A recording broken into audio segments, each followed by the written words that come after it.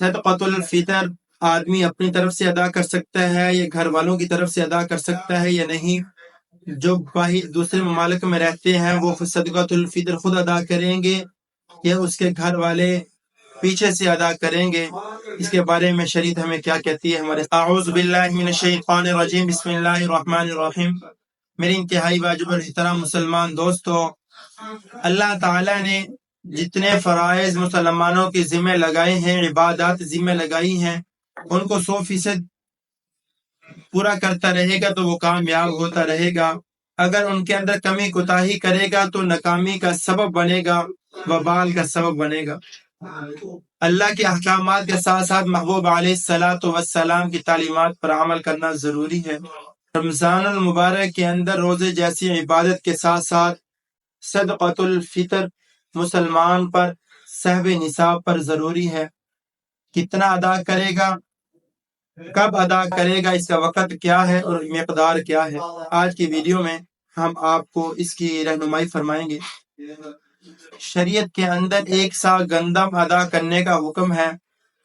1 سا گندم تقریباً 2 کلو کے قریب بنتی ہے۔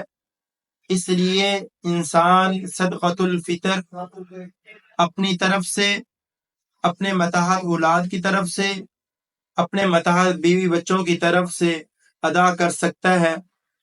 وہ آدمی جو دوسرے ملکوں میں رہتے ہیں وہ بھی موجودہ جو قیمت ہے ان کے ملکوں کے اندر اس چیز کی قیمت اس اعتبار سے جو ان کے ہاں ہے وہ صدقۃ الفطر ادا کریں گے۔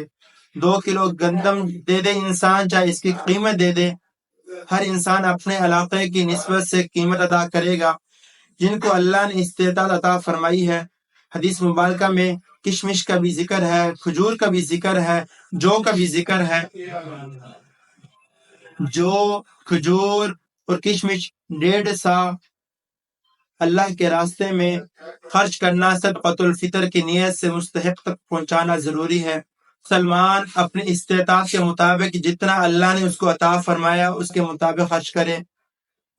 جس کی طاقت کشمش کی ہے وہ کشمش کے اعتبار سے ادا کرے، جو کے اعتبار سے ادا کرنا چاہتا ہے وہ اس کی مقدار کے اعتبار سے ادا کرے، جو کھجور کے اعتبار سے ادا کرنا چاہتا ہے وہ کھجور کے اعتبار سے اس کی قیمت یا وہ کھجور اللہ کے راستے میں مستحق تک پہنچانا ضروری ہے، اور اس کی ملکیت میں کر دینا مال ضروری ہے۔